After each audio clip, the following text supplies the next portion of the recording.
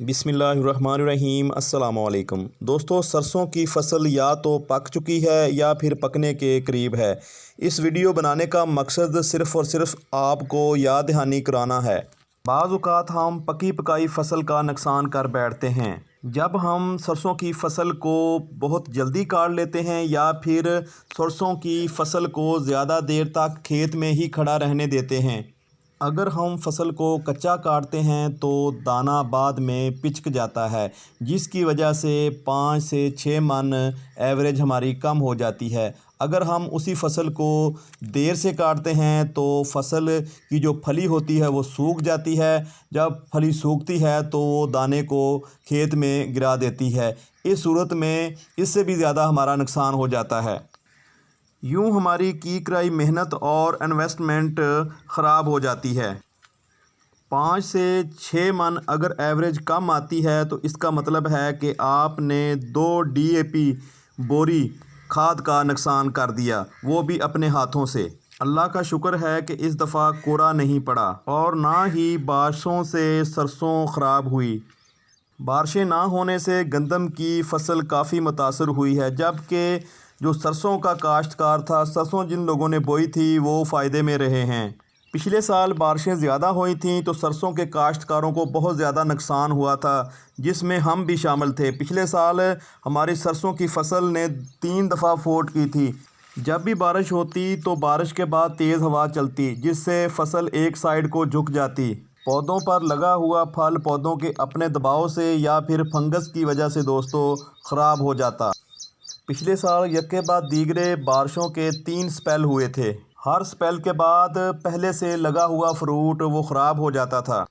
जब बारिशें ख़त्म हुई तो आखिरी जो फ्रूट लगा था उसका साइज़ बहुत ही छोटा रहा, जिससे पैदावारी जो सलाहियत थी वो कम हुई। फिर भी 16 से 17 मन जो एवरेज थी वो आ गई थी। किसान भाइयों, सरसों यानी राया की फसल एक मुनाफा बख्श फसल है, क्योंकि इस फसल के ऊपर ना तो ज़्यादा मेहनत आती है और ना ज़्यादा ख़र्चा। इसके मुकाबले में अगर आप गंदम काश्त करते हैं तो गंदम की फसल को राया के मुकाबले में ज़्यादा पानी की ज़रूरत होती है। गंदम के ऊपर सरसों की निस्बत खादों के अखराजात भी ज़्यादा आते हैं। सरसों की फसल पर पानी और खादों के अखराजात कम आने की वजह यह होती है कि अल्लाह पाक ने इस पौधे में एक ऐसी सलाहियत रखी है जो दूसरे पौधों में नहीं होती। अल्लाह पाक ने इस पौधे की जड़ों को बहुत ज़्यादा गहराई में रखा होता है। इसकी जड़ें बहुत ज़्यादा गहराई में चली जाती हैं, जिसकी वजह से इनको फ़ायदा ये होता है कि ये गहराई से अपने लिए पानी और ख़ुराक का इंतज़ाम कर लेती हैं। लेकिन ऐसा भी नहीं कि आप अपने राया की फसल पर तवज्जो देना ही बंद कर दें, ख़ासकर उन दिनों में जब आपकी फसल पकने के करीब हो या फिर पक चुकी हो।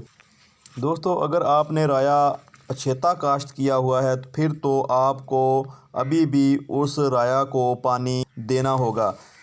पछेती फसल का दाना अक्सर कम पानी की वजह से छोटा रह जाता है। इस वजह से भी हमारी जो पैदावारी सलाहियत है वो कम हो जाती है। दोस्तों, जब फसल हार्वेस्ट कर लें तो फिर फसल को मंडी तक लाने में देरी ना करें। रेट अच्छे मिल जाते हैं, वज़न भी कम नहीं होता।